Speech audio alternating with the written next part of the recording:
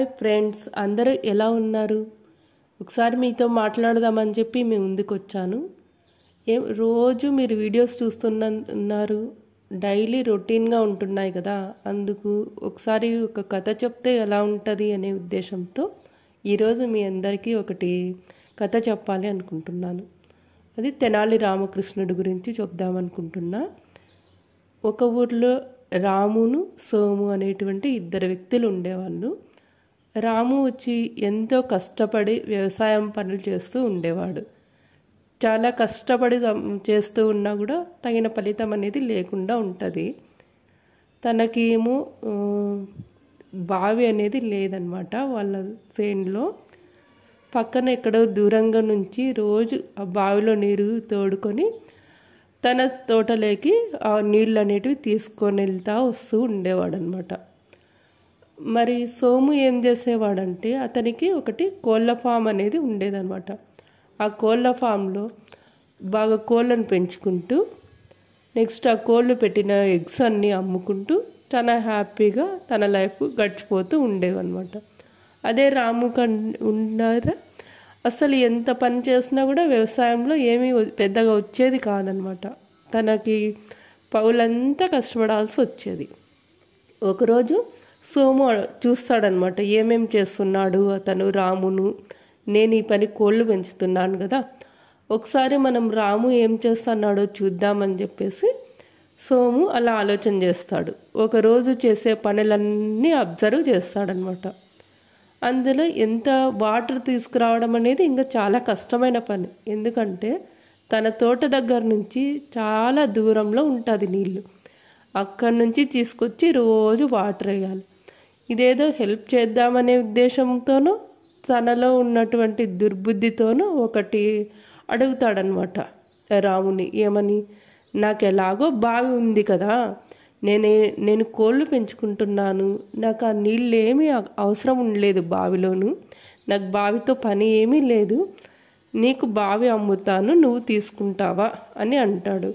ఓహో అవును కదా, నాకైతే నీళ్ళు అవసరమేను, నేను ఎక్కడి నుంచో తెచ్చుకుంటున్నాను, రైట్, అతను అమ్ముతానంటున్నాడు కాబట్టి నేను కొంటే సరిపోతుంది అని చెప్పి ఆలోచన చేసుకొని రాము సరేలే కొంటాను, నువ్వెంతకు అమ్ముతావు అని అడుగుతాడనమాట.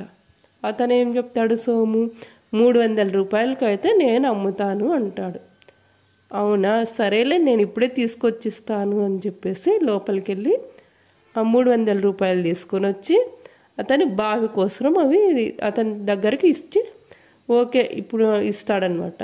అతను ఏం చెప్తాడు, సోము ఇంకా ఈరోజు నుంచి బావి నీదేను అని చెప్తాడు. సరేలే అనుకొని హ్యాపీగా ఫీల్ అవుతాడు రాము. నెక్స్ట్ డే మార్నింగ్ ఇంకా తోటకి వాడుకుందామని చెప్పి వాటర్, ఇదైతే దగ్గర కదా, తొందరగా వాటర్ తీసుకుందామని చెప్పి వాటర్ తీసుకోవడానికి వెళ్తాడు. రాము అలా బిందె తీసుకొని తోడుతూ ఉన్నట్టుగానే వాటరు సోము వస్తాడు. ఆగు ఆగు అని. ఏంటి, నా బావే కదా, నువ్వు నిన్న తీసుకున్నాం కదా, నీ దగ్గర డబ్బులు పెట్టి నేను కొన్నాను కదా, మరి ఎందుకు ఇప్పుడు ఆగమంటావు అని చెప్పి అంటాడు.